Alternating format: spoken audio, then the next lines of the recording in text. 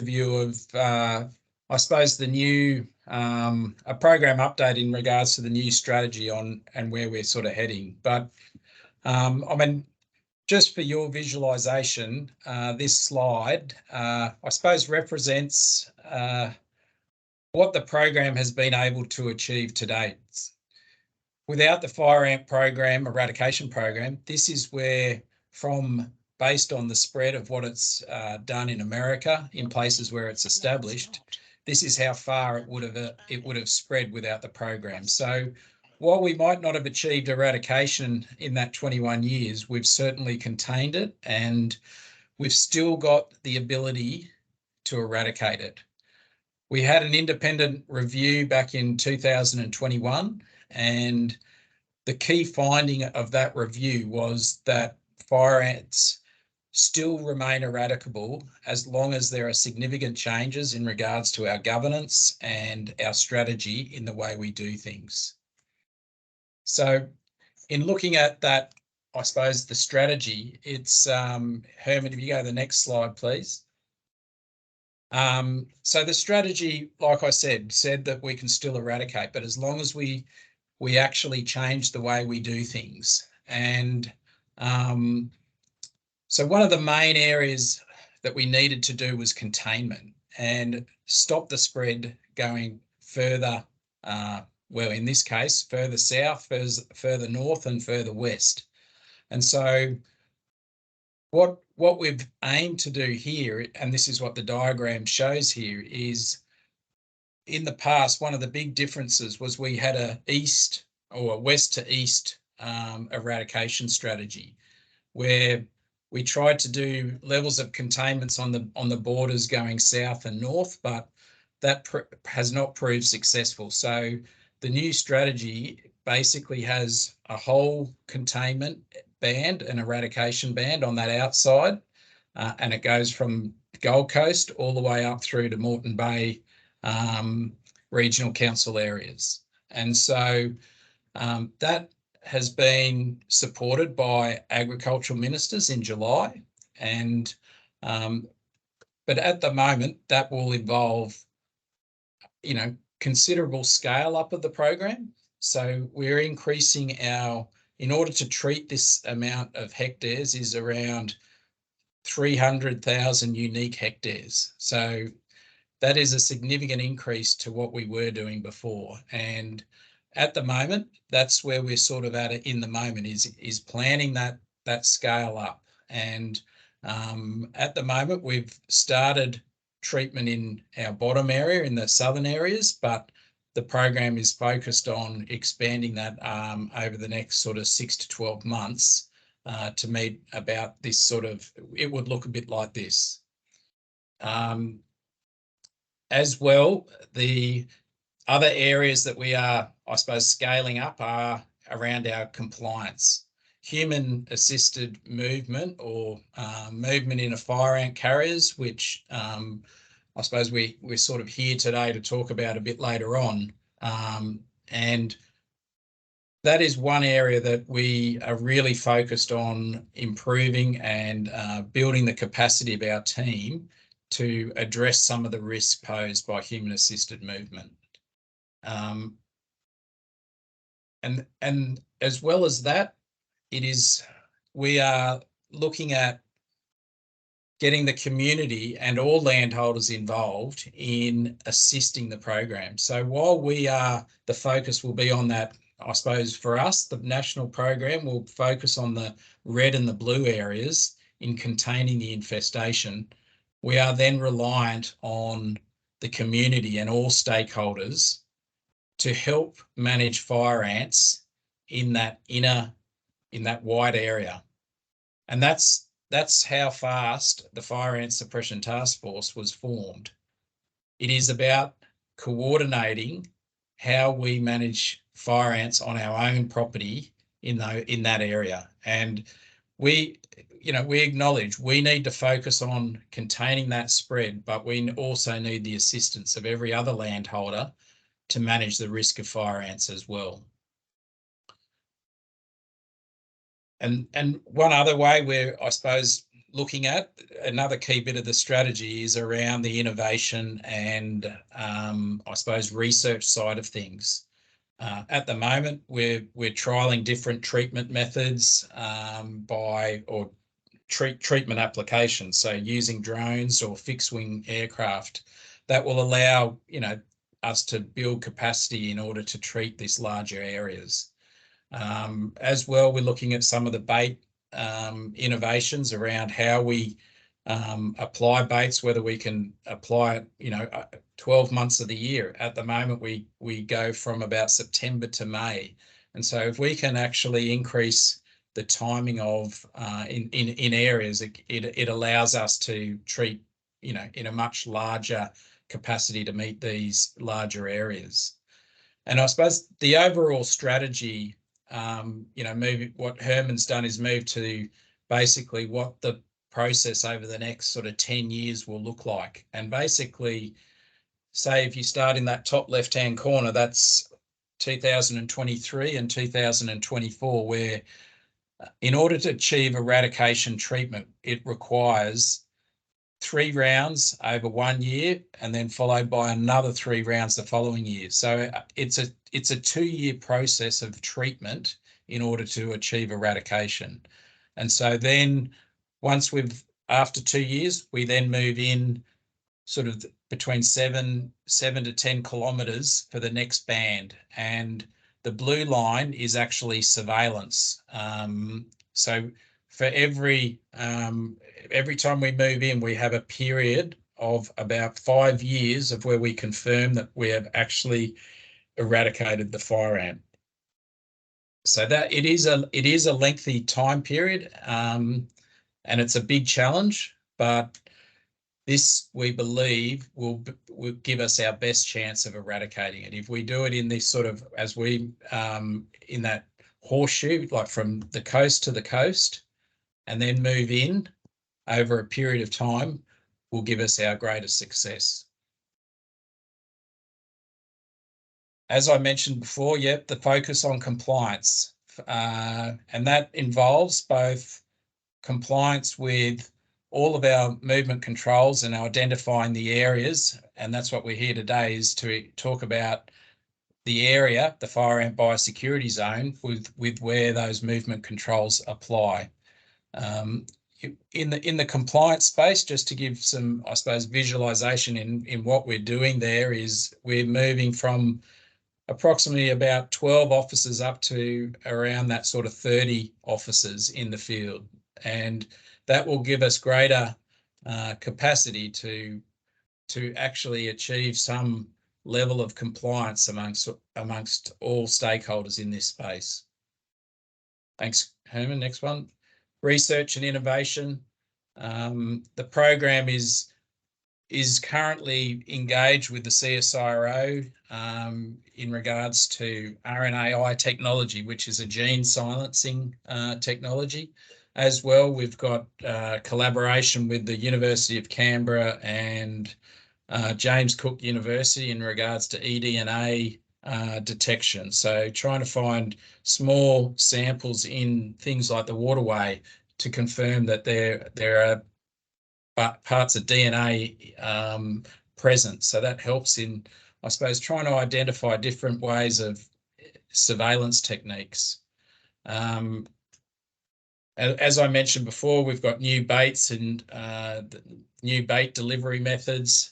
We're trying to improve our understanding of local fire ant biology and behaviour to guide treatment. So, I suppose it's warmer on the coast than it is further west. Can we be treating in those areas, say, 12 months of the year?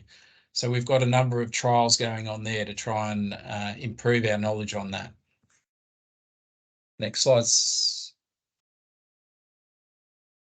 And then we've actually been working with Queensland Health over a period of time in regards to some of the restrictions around who can apply chemicals. So we've just recently had confirmation from Queensland Health in their interpretation of how the Medicines and Poisons Acts can be followed, whereas there were a number of exemptions in regards to who could apply certain I suppose, chemicals, and there's Schedule 5 and Schedule 6 poisons, which can all be purchased at retail outlets, and there are exemptions for example, a resident to apply Schedule 5 and 6 chemicals at home, whereas technically, when we interpreted the current legislation, a business owner, say a commercial business owner, could not purchase those same chemicals and apply them at their business premises, which since then we've received clarification, which has actually said minimal use is able to be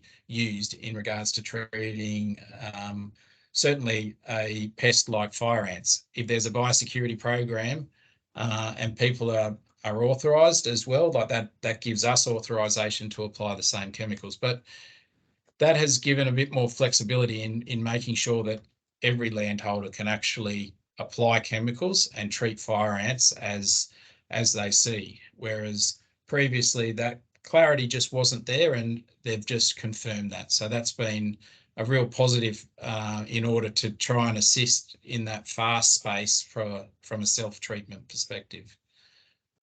I mean, these are just some of the chemicals that are available that are on the retail or even some wholesale markets, where some of these are the ones that we're aware of, and we try to work with companies to assist or even just run trials as well on some of their chemicals. So these are some that are available just to be aware of. So how can you help? Like the main message for us is, from an eradication perspective, the national program, if you are receiving eradication treatment from the program, the importance of, letting our teams in to do the job that they are there to do. And that could involve either treatment or it could involve surveillance. The other part is, as a homeowner, you know your backyard, or your areas better than anyone. And so just being vigilant about looking for fire ants and reporting them is one of the main methods that's going to actually help us. Being able to find a fire ant in this vast area requires everyone to be involved, and that's probably the best way you can assist the program and ultimately Australia in eradicating this pest. The next part is making sure that we don't spread fire ants. Be vigilant about if bringing a carrier onto your property or into your business. Ask the question, check whether there are fire ants present, ask if they've done the mitigation measures. And as someone who's trading in those carriers, it's important that you follow the regulations and you don't spread fire ants. If fire ants spread further and further, it gets to a point where eradication won't be possible, and we will then be required to live with fire ants, which, from what's happened in America, it wouldn't be a great outcome for us. And then this is the other, I suppose, big change for us, is that assistance from treating fire ants yourself. And that's where FAST is helping the community and helping businesses in some aspects to either provide guidance or provide bait in some circumstances to help people treat fire ants on their property. Thanks, Thank you, Tom. It's good to hear that all the strategies have been reviewed and updated accordingly to ensure that the eradication target remains feasible. So now, to explain the changes to the zones, I want to invite our policy manager, Phil Henning. Phil will explain why this time is different, and we are changing how the zones will be broken down and how often recent detections will be included. If you have questions for Phil during this presentation, please pop them up in the chat, that we will go back to them in our Q&A session. So Phil, welcome. Thank you. Thank you, Herman. As he mentioned, my name is Phil Hennig, and I'm the manager of the program policy team. And I'm going to talk about the the fire ant biosecurity zones and how they've recently changed. So previously, the biosecurity zones have been based around suburb boundaries, and we've done this because that was essentially the easiest way to communicate changes in the zone. These were reviewed at least annually, quite often every 6 months, and new suburbs were added as necessary or changed in accordance with the distribution of the fire ant infestation. So traditionally, we've had 2 biosecurity zones, with Biosecurity Zone 1 and Zone 2. Zone 1 we've taken to represent the area within the biosecurity zone that has already been subjected to the fire ant eradication treatment, and Zone 2 is that area that is yet to be treated by the program. And the biosecurity regulation explicitly mentions the 2 biosecurity zones, and the regulations are crafted around trying to prevent the movement of fire ants from Zone 2 back into Zone 1, as Zone 1 would have been the area that had previously been treated. Next slide, please, Simon. Now, there's another map that the program produces for the Department of Agriculture and Fisheries, which is called the Interstate Plant Quarantine Map. And this map is used by the other states and territories in controlling the interstate movement of plants.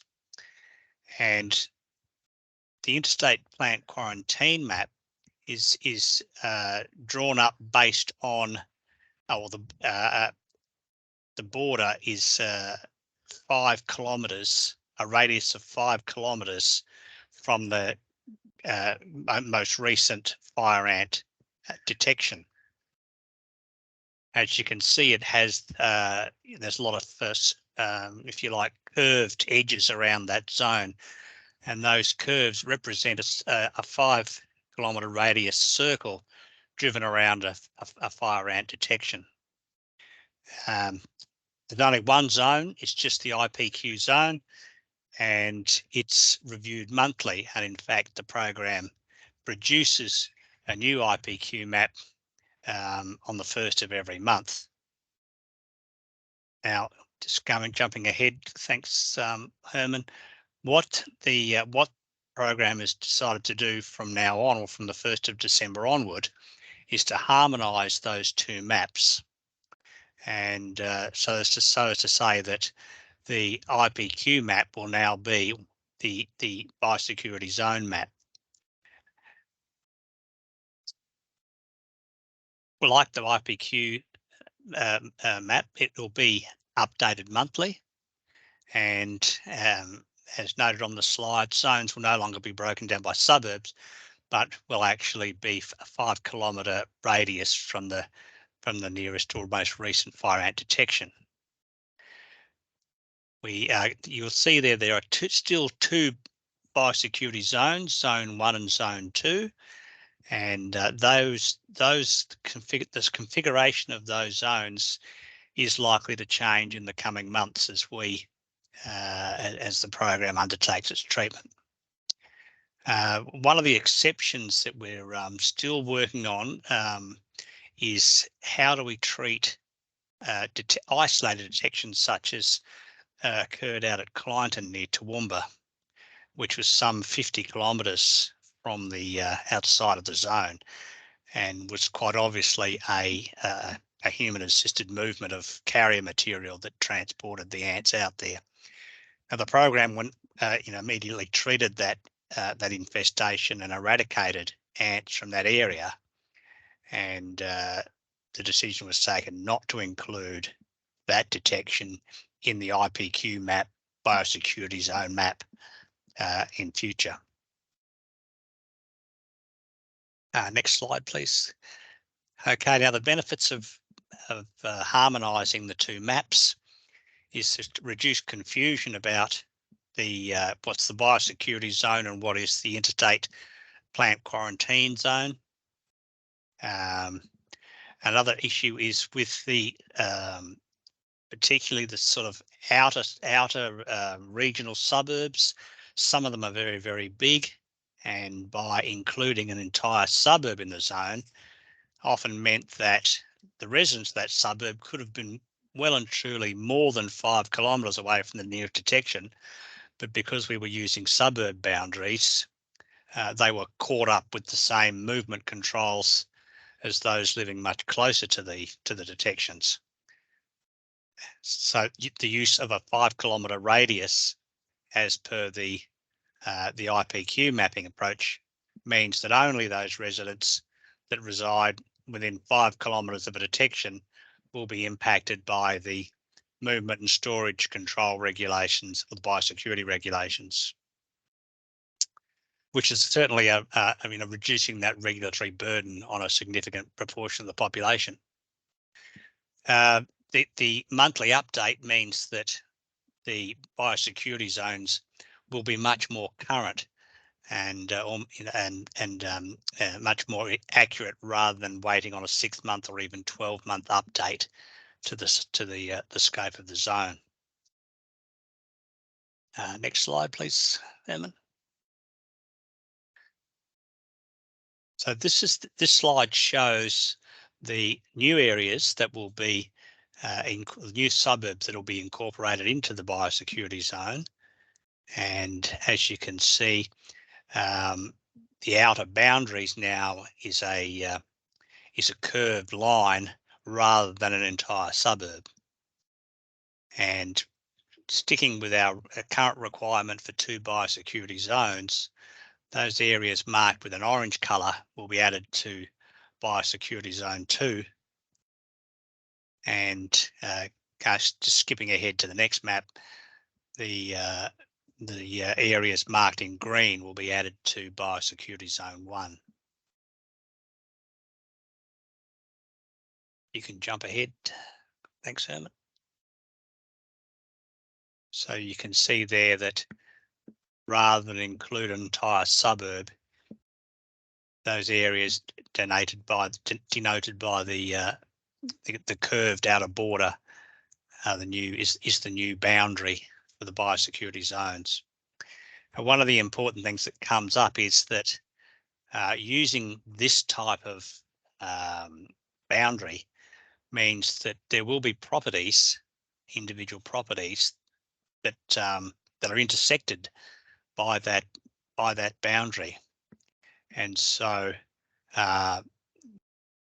we've taken the approach that if your property shares a boundary, your entire property will be considered part of the biosecurity zone. Thank you, Phil, for sharing that information.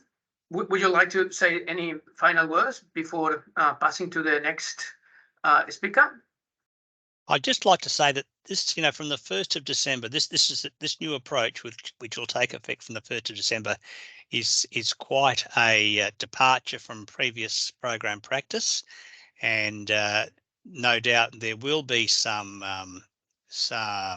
improvements that we'll identify going forward, and we will continue to refine that to make it a best product we possibly can. Thanks. Thank you, Phil. So, and it's good to know that there are some benefits aligned with these changes. I really like the idea of being more agile to control new infestations, and I believe it is a fairer framework if we are applying only movement controls to those who are close to the new detections. So if your business is located in an area where you are unsure if you are inside or outside of the zones as we speak, please feel free to write to us.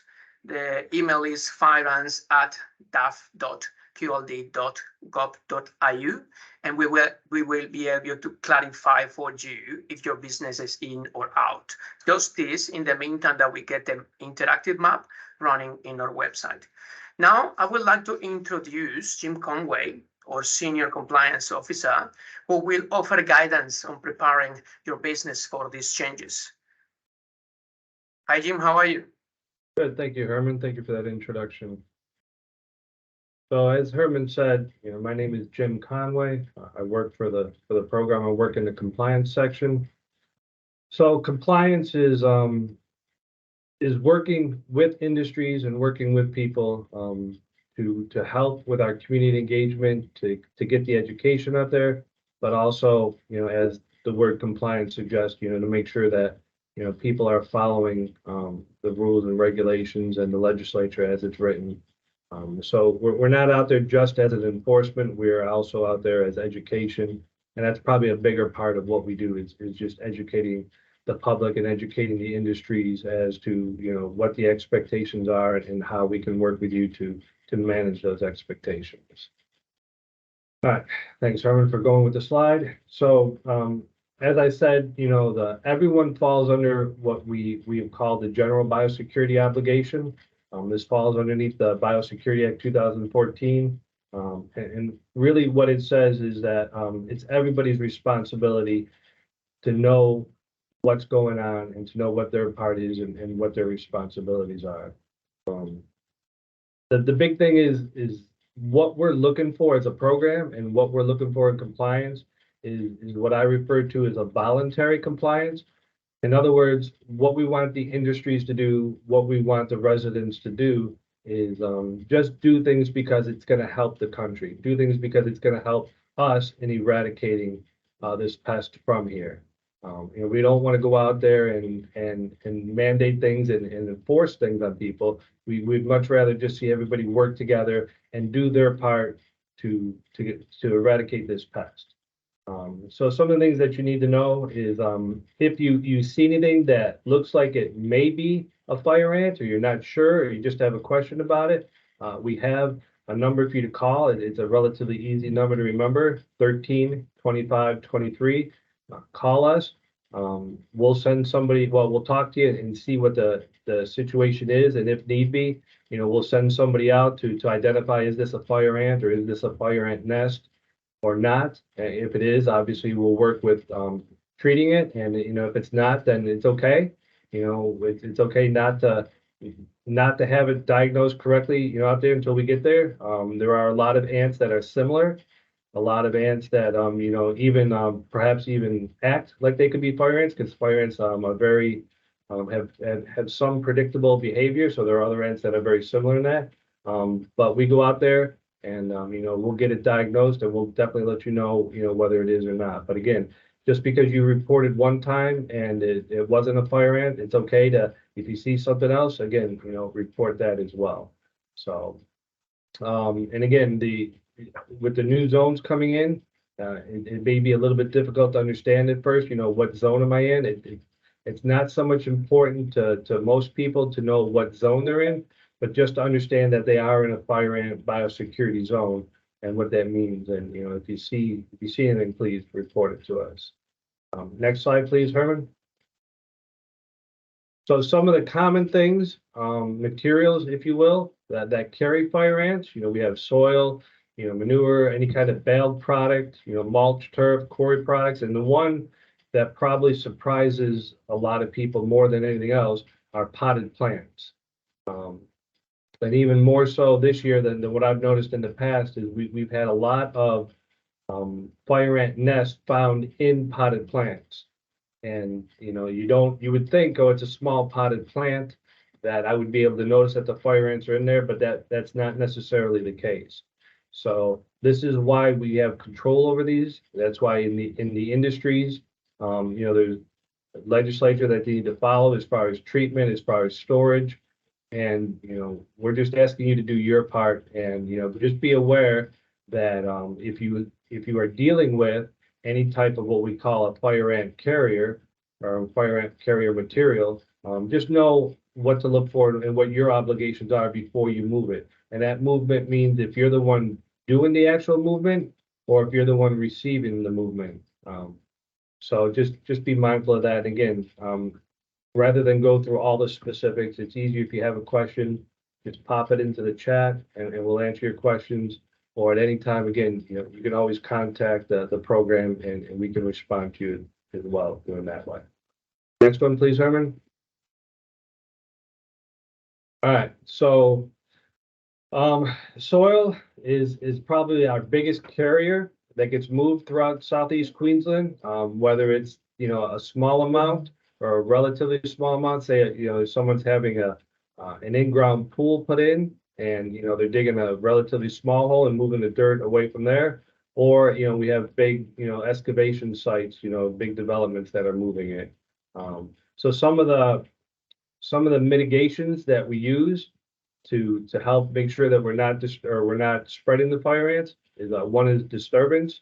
So that's, you know, just simply put, you know, we're disturbing the material that the fire ants could be in. If we're disturbing that material, then they're not gonna set up their nest, set up their home there. And so that's one way we can mitigate it.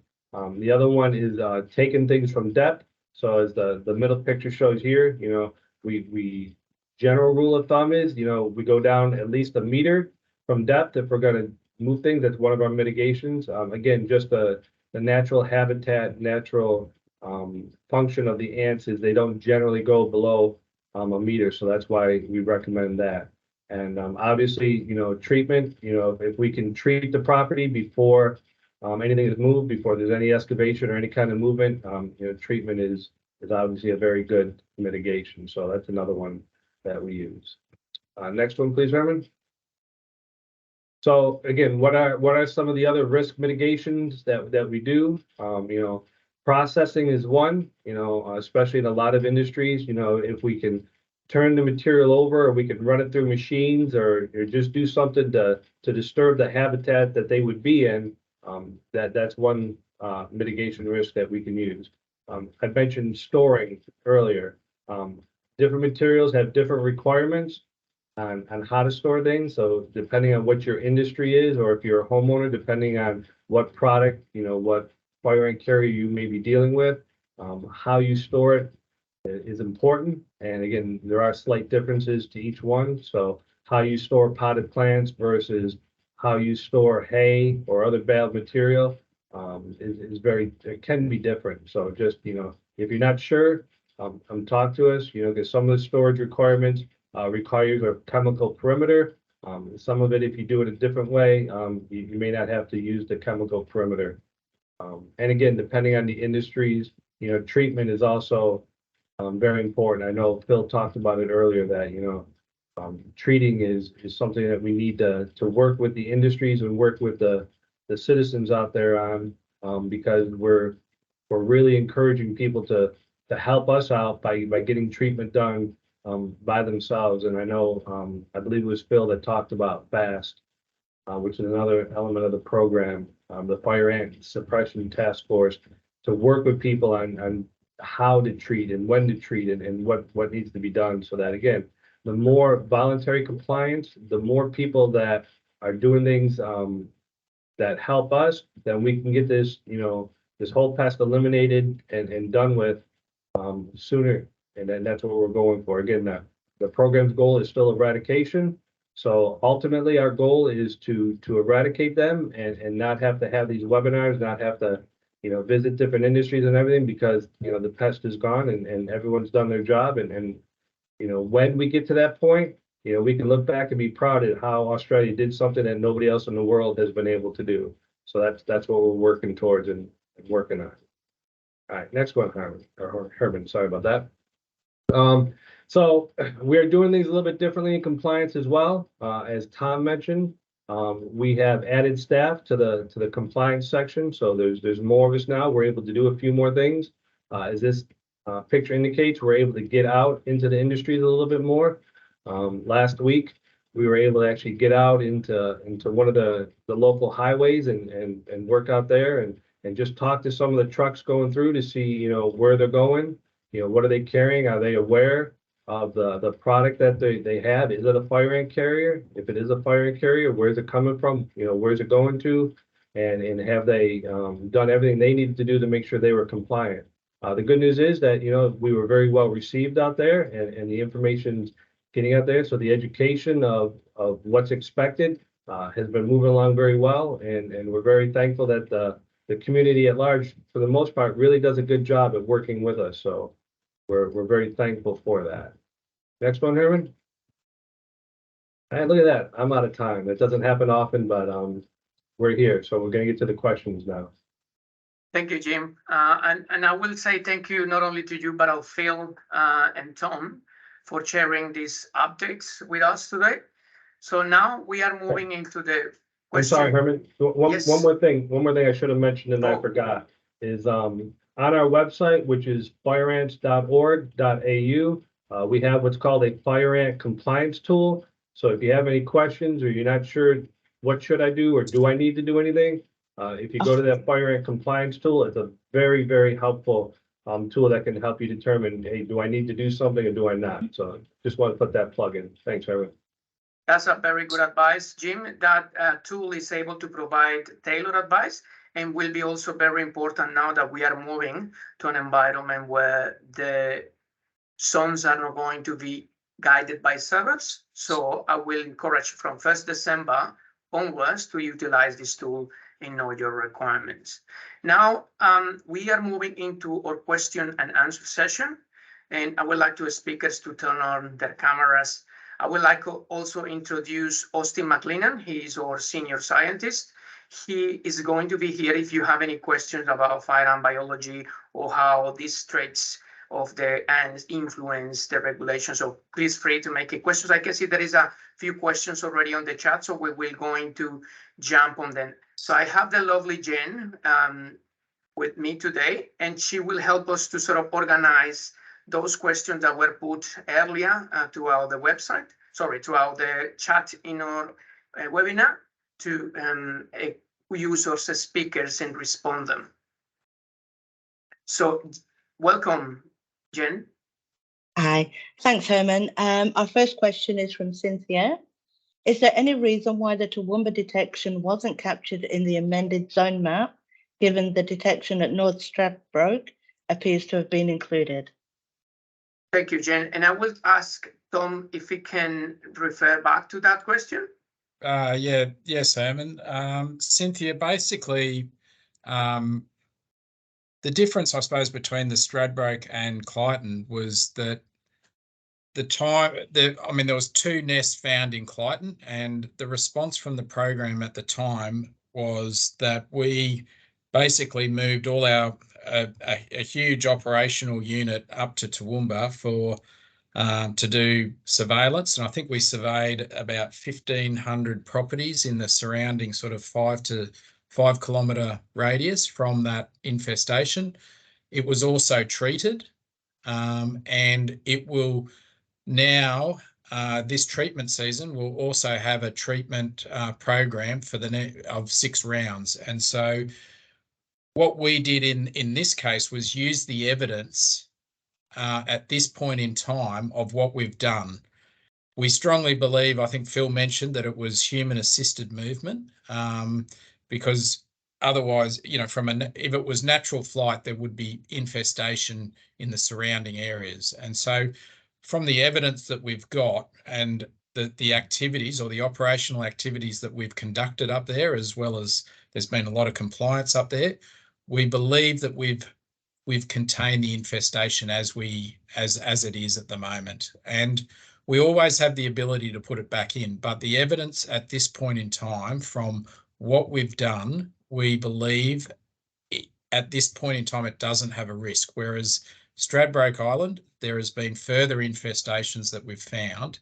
We actually haven't done the necessary treatment in the main infestation area at this point in time. And so at the moment, Stradbroke, because we haven't done the operational activities there to confirm that we've sort of found every bit of infestation and we've treated it and negated the risk, that's why Stradbroke Island is still part of the zone. Whereas Clyton at this point, and we always have the ability, if infestation is found and we need to put these restrictions back in place, we will. But at this point in time, we believe we have sort of contained the risks at this point in time.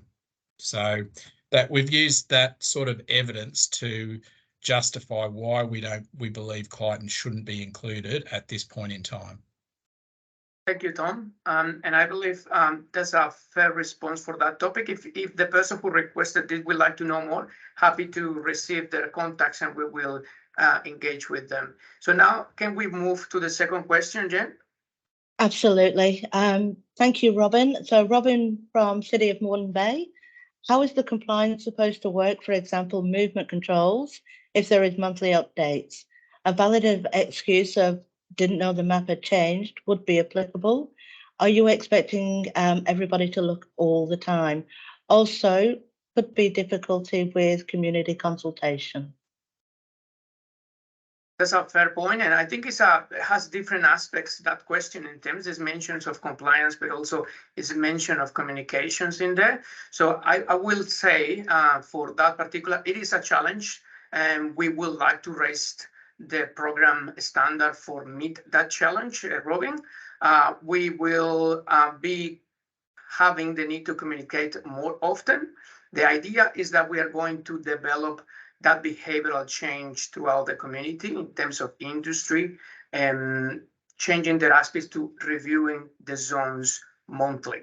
So that's part of the aims of our communication right now. And we will be taking guidance from industry to be able to reach that objective. So in terms of the compliance aspect, I would like to call Jim to explain how you perceive that challenge of keeping those business aware of the zones, noting that it is only a potential. That doesn't mean that every month is going to change, but that potential that the zones will be reviewed monthly. All right, thanks, Chairman. I was also looking at in the question and answer section of this, there was another question very similar to that too. Basically asking is it going to change every month and only get bigger, or is there potential for it to get smaller as well? And the short answer is there is the potential for the zones to get smaller. But it and Tom, correct me if I'm wrong, but or Phil, but it's easier to get bigger than it is to get smaller, I guess is the best way to put it. When a detection is found, you know, we automatically add that 5K to it. And that happens, you know, as soon as we're made aware of it. Where with reducing it and making it smaller, we have to go through our process to make sure that the infestation has been taken care of and it's cleared. And that's not immediate, you know, we're talking a couple of years to make sure that that is done. So can it get smaller and will it get smaller? Yes, but don't think just because, you know, this month we added a few places that got a little bit bigger, that next month, oh, that's going to shrink down. It doesn't work that way. It's easier to get bigger and a lot more, shouldn't say difficult, but it takes a lot more time for it to get smaller. So as far as notifying everybody, that's what the map, you know, is for. You know, it's online. I know one of the other questions, sorry, Herman, I was kind of reading ahead, is, you know, what's the expectation of everybody? Do they have to check it, you know, to know? Or is it going to be a reasonable excuse? Well, I didn't know I was in the area because I checked 2 months ago and I wasn't in the area, but now you're telling me I am in the area. And again, the expectation is, yes, we do expect you to know, we do expect you to look. However, because this is new and this is the first time we're doing that, you know, especially in compliance, you know, education is important. We're going to go out, we're going to, you know, meet with the stakeholders, we're going to meet with the industries, you know, we're going to meet with the people it affects.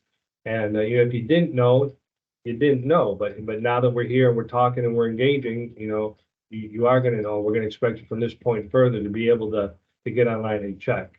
Again, it's checking once a month.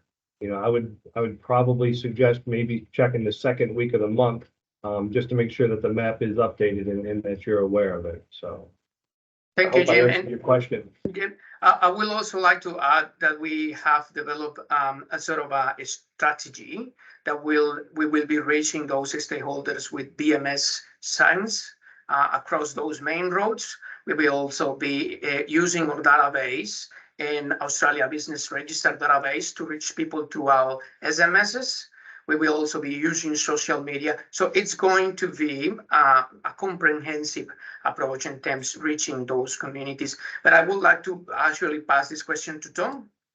Oh, no, I was just, thanks, Herman. I was just going to add, I think just from a, I mean, this is a little bit of a unique situation in the sense that we've got a bit of catch up in regards to updating the zone map as we haven't updated it for a period of time while this sort of process was happening in the background, like realigning it. And so in the future, I would envisage, like, if you actually took the last, I would say, even probably 2 months or possibly 3 months, there wasn't an update to the IPQ boundary.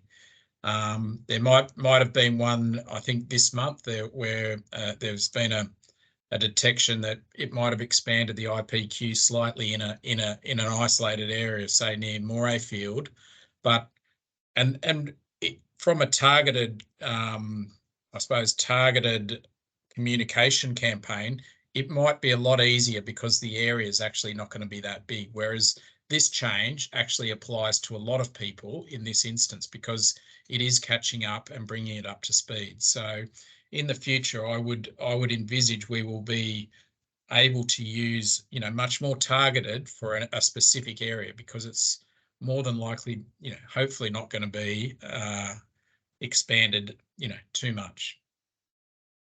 Thank you, Tom. I think that's a very good point. The size is considerably larger right now, but because we are playing catch up with previous infestations in the IPQ that hasn't been updated or reflected yet in the fire and biosecurity zone map. So I'm happy to change now a question. And I've seen some people raising their hand. Can I ask Jen if from the group of questions that we have in the chat, can we go to a different topic at this moment? So we managed to, yep. Mm-hmm. Absolutely.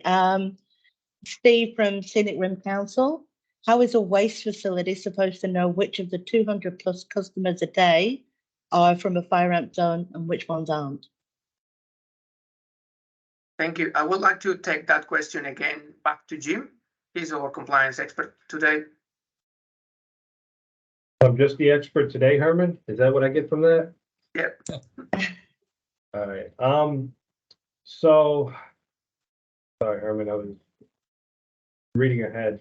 Could you tell me which question we're working on again? Yes, so sure. I think Steve is worried that a waste facility will have an issue filtering how the residents are, potentially coming from fire and infested areas. So what is the proposal from compliance to solve that problem? Yeah, so we have reached out to the waste facilities.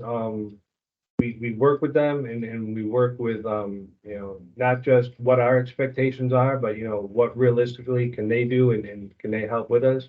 And it's not so, the question of what zone did the material come from isn't as important as, what's the material and what's the risk and what are their mitigation? Because each waste facility has their own mitigation risk that they have to take.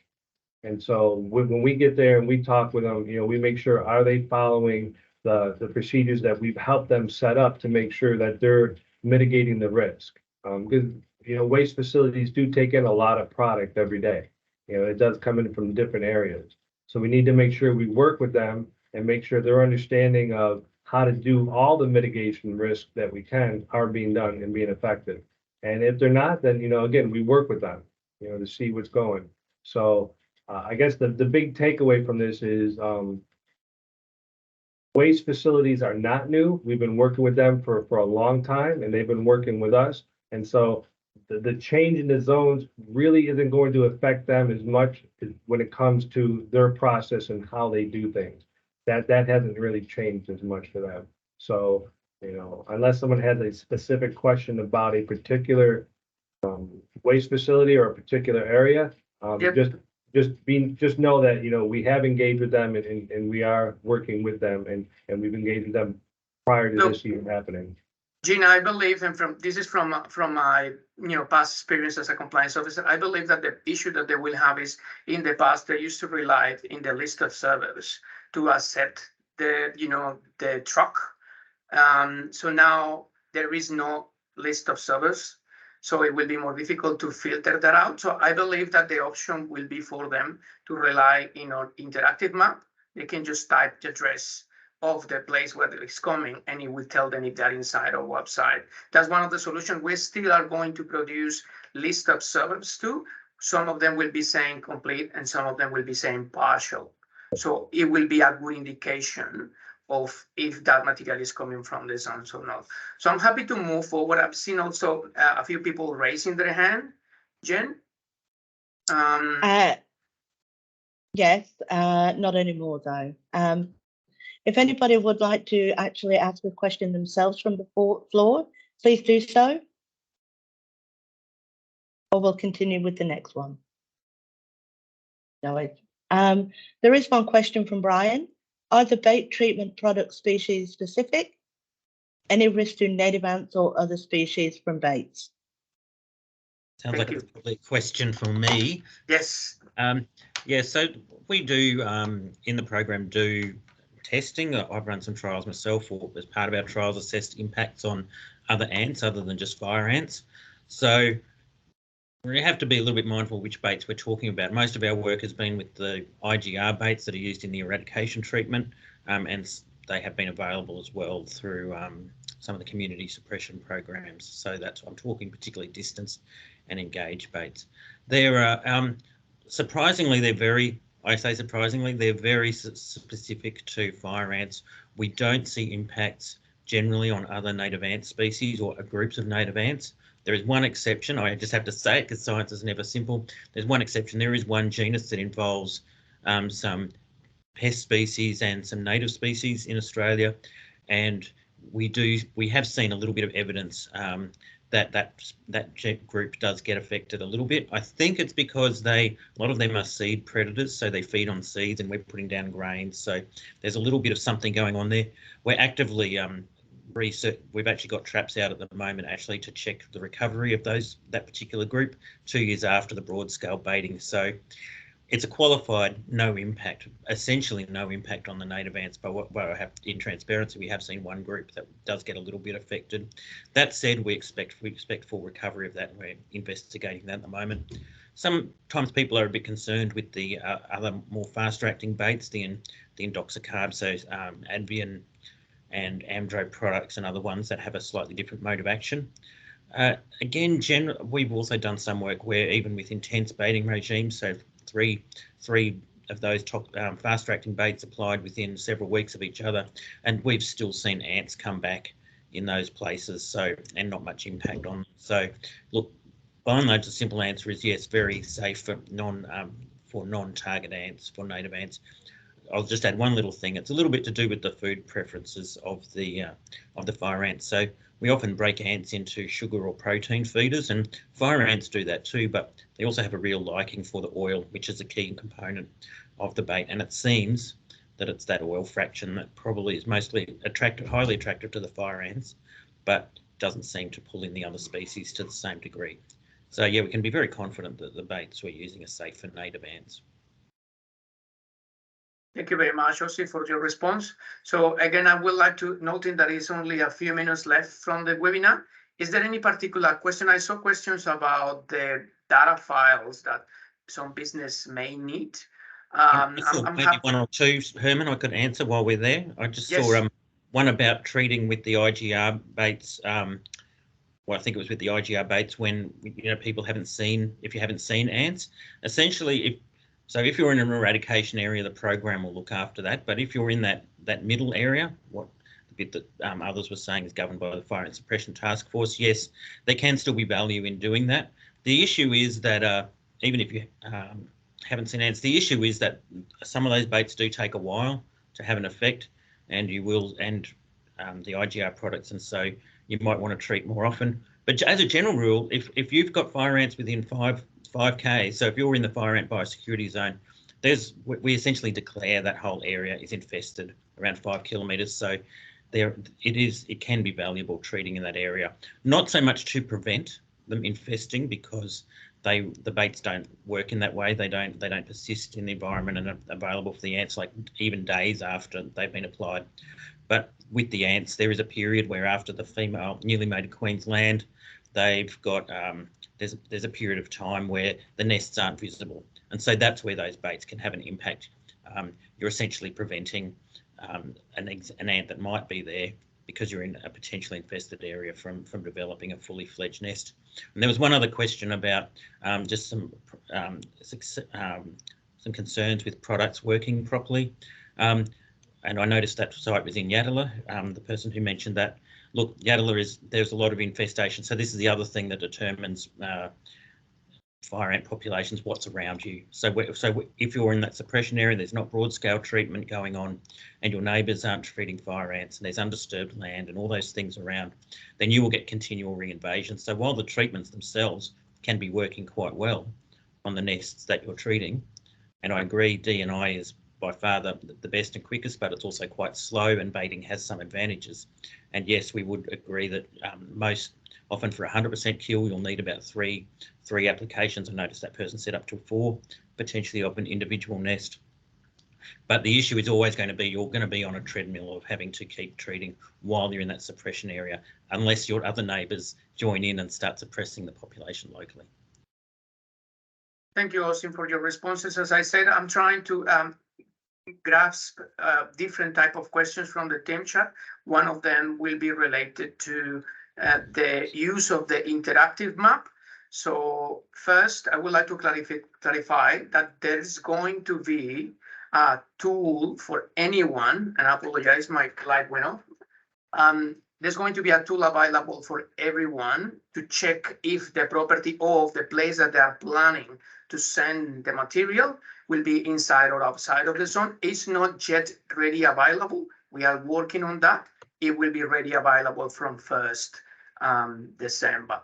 So again, I clarify there's going to be that option in the future from 1st of December onwards.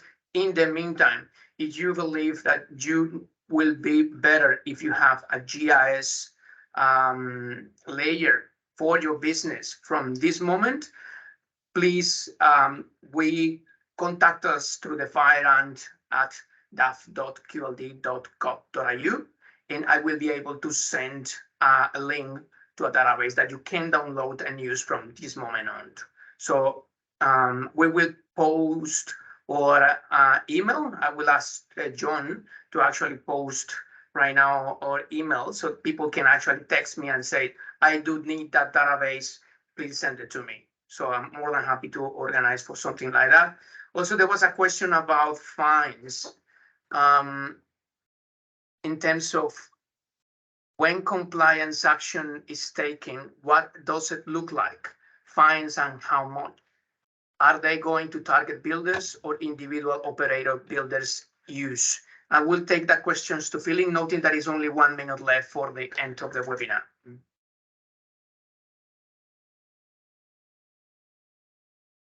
Phil? Sorry, can you just repeat that question? Sorry. Of course. Roman? It says when compliant action is taken, what does it look like? Fines and how much? Are they going to target builders or individual operators? Or I guess he wants to have an scope. This is not your goal. He's a very, I would say, involved person from the building industry in terms of understanding what is the scope of enforcement from the program moving forward. So what are our plans for enforcement? If you That's want, probably Phil, but yeah, Jim, if you I've got want, to say Phil, that- I can take this question. So, Okay. and again, just like all the questions, if you want more specifics, please contact me through the program, and I'll be more than happy to do that. But to answer the question quickly, it is all on an individual case basis. So depending on what the actual breach was, depending on the history that industry or that person or that company has had with the program. So there's a lot of variables to it, but to kind of simply answer the question, we have the option to just give what we would call like an advisory notice. So it's just putting it down in writing, like, here's what we've noticed, you're in violation of the regulation. This is what you need to do to correct it. And as long as it gets corrected within an agreed amount of time, then we stop right there. We may issue what's called a penalty infringement notice, which comes with a fine, depending on what the violation is, would depend on what the fines would be. It could go all the way to what would be the most, the largest thing we could do would be a prosecution, which means we would actually end up taking that entity, whether it's an individual or a business or a corporation, and end up going to court and explaining to the court, why we're here, and then the court would make that determination as to what the outcome would be. What I will say is, we take the approach of, you know, how can we work with them? You know, how can we work with this individual? How can we work with this industry? And, you know, what is going to be the best outcome for everybody involved? To obviously the bigger picture is for, you know, Australia and particularly Southeast Queensland. You know, was the violation so egregious? Like everybody and anybody would agree, like you should have known better. You should have been able to do something and you didn't do anything. Or was it okay, that's understandable. You may not have fully realized what the situation was, but you did the best you could with what you had. So, you know, there's just too many variables to answer the question specifically. If you have a specific question, like you're in a particular industry or you've come across a certain situation, you want to talk to me about it, I'm more than happy to do that. Thank you, Jim. And as I said, we will have everyone's details because when you join, you leave us your email. So I just noticed that we haven't yet responded some of the questions. So I'm more than happy to take those questions back into the program and respond via email to those that haven't had an opportunity today. So this is the end of the webinar.